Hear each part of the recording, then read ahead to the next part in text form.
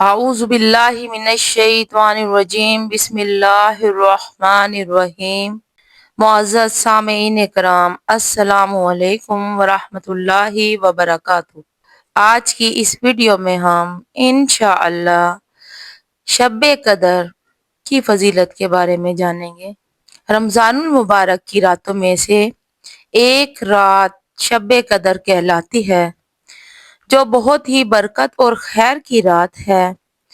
قرآن پاک میں اس کو 1000 مہینوں سے افضل بتلایا ہے۔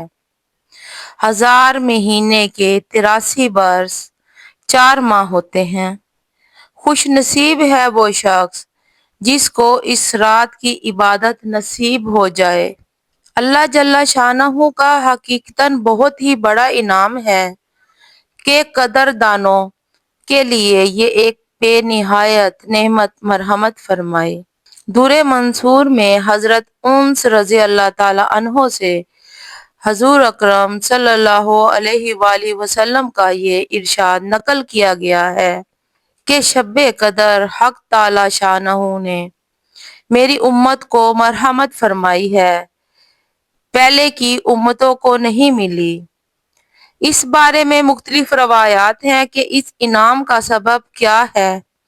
بعض احادیث میں وارد ہوا ہے کہ نبی کریم صلی اللہ علیہ وآلہ وسلم نے پہلی امتوں کی عمروں کو دیکھا کہ بہت بہت ہوئی ہیں اور آپ کی امت کی عمریں بہت تھوڑی ہیں۔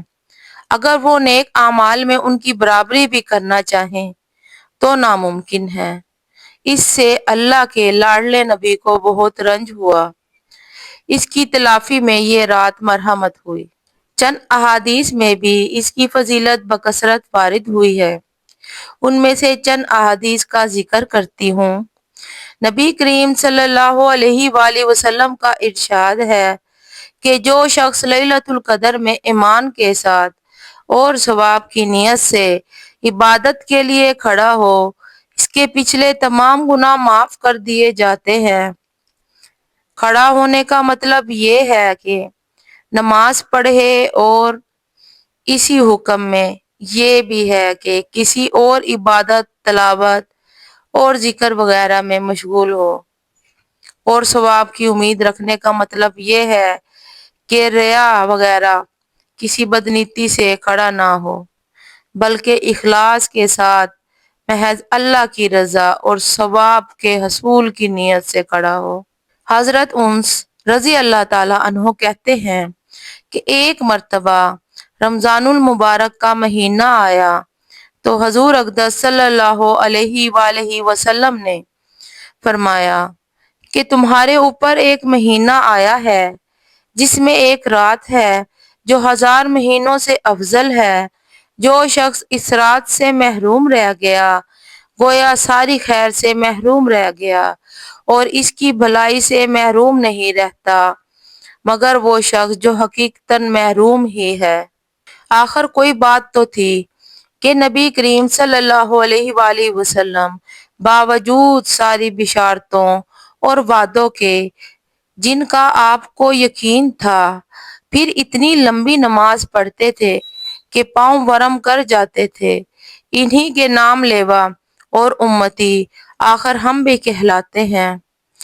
آخر کیا بات تھی کہ حضرت عمر رضی اللہ تعالی عنہ عشاء کی نماز کے بعد گھر میں تشریف لے جاتے اور صبح تک نماز میں گزار دیتے تھے۔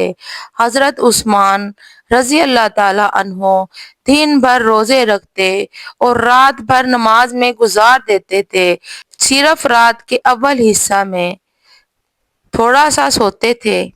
رات کی ایک ایک رکعت میں پورا قرآن پڑھ لیتے تھے۔ نبی کریم صلی اللہ علیہ وآلہ وسلم کا ارشاد ہے کہ شب قدر میں حضرت جبرائیل علیہ السلام ملائکہ کی ایک جماعت کے ساتھ آتے ہیں اور اس شخص کے لیے جو کھڑے یا بیٹھے اللہ کا ذکر کر رہا ہے اور عبادت میں مشغول ہے، دعائے رحمت کرتے ہیں۔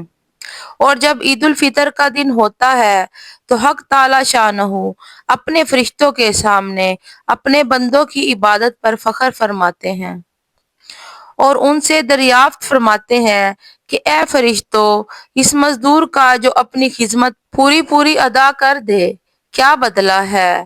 وہ عرض کرتے ہیں کہ اے ہمارے رب، اس کا بدلہ یہی ہے کہ اس کی اجرت پوری دے دی جائے۔ تو ارشاد ہوتا ہے کہ فرشتوں، میرے غلاموں اور باندیوں نے میرے فریضے کو پورا کر دیا۔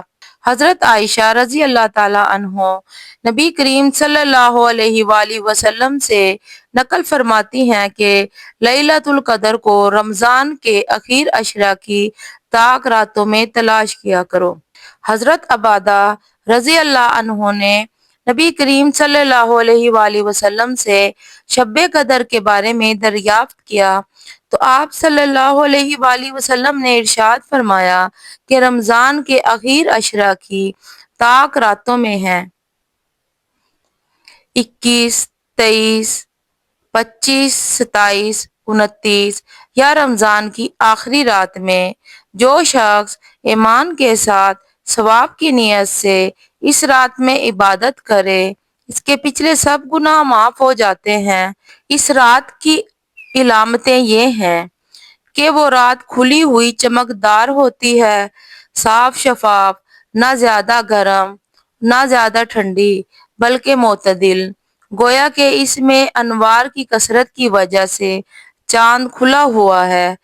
اس رات میں صبح تک آسمان کے ستارے شیاطین کو نہیں مارے جاتے۔ نیز اس کی علامتوں میں سے یہ بھی ہے کہ اس کے بعد کی صبح کو آفتاب بغیر شعاع کے طلوع ہوتا ہے، ایسا بالکل ہموار ٹکیا کی طرح ہوتا ہے جیسے کہ 14ویں رات کا چاند۔